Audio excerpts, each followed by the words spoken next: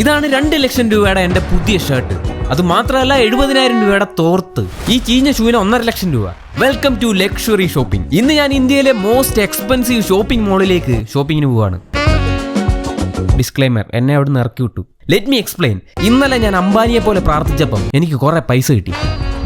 അതായത് സപ്പോസ് എൻ്റെ കയ്യിൽ ഒരു 5 ലക്ഷം രൂപ ഉണ്ടെങ്കിൽ ഈ മോളിന്റെ അകത്ത് പോയിട്ട് ഞാൻ എന്തൊക്കെ മേടിക്കും നോക്കാം. കാരണം ലോകത്തിലെ തന്നെ ടോപ്പ് ബ്രാൻഡ്സ് ഒക്കെ ഉള്ളത് ഇവിടെയാണ്. അതിന്റെ അകത്തേക്ക് കയറുന്നതിന് മുന്നേ എനിക്ക് മേടിക്കേണ്ട സാധനങ്ങളുടെ ലിസ്റ്റ് ഒക്കെ ഞാൻ ഉണ്ടാക്കി. അങ്ങനെ ഞാൻ ആദ്യം കണ്ട സ്റ്റോറിലേക്ക് കയറി. ഇതാണ് ബാലൻസിയാഗ. ഇവിടെ വിൽക്കുന്ന ഷൂലേസ് ഷൂവിലല്ല, പകരം ചെവിയിൽ കമ്മലായിട്ടാണ് ഇടുന്നത്. അതിനാണെങ്കിൽ 20,000 രൂപ.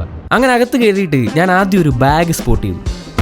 പിന്നെ ഒരു കിടിലൻ ജാക്കറ്റ് കണ്ടു. വെറുതെ ഒന്ന് അതിന്റെ പ്രൈസ് ടാഗ് എടുത്ത് നോക്കിയപ്പോൾ 2 ലക്ഷം രൂപ.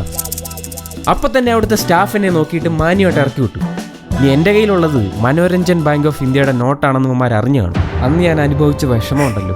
അന്ന് ഇറക്കി വിട്ടപ്പോഴേക്കും എനിക്ക് എന്തോ പോലെ ഭയങ്കര വിഷമമായി. നോർമലി ലൈഫിലെ ഇങ്ങനത്തെ സിറ്റുവേഷൻസ് ഒക്കെ ഒരു റിവെഞ്ചിനുള്ള ഓപ്പർച്യൂണിറ്റിയാണ്. അതുകൊണ്ട് അന്ന് ഞാൻ തീരുമാനിച്ചു, കുറേ പൈസ ഉണ്ടാക്കിയിട്ട് നിൻ്റെയൊക്കെ മുന്നിൽ ഞാൻ വരുവാടാ.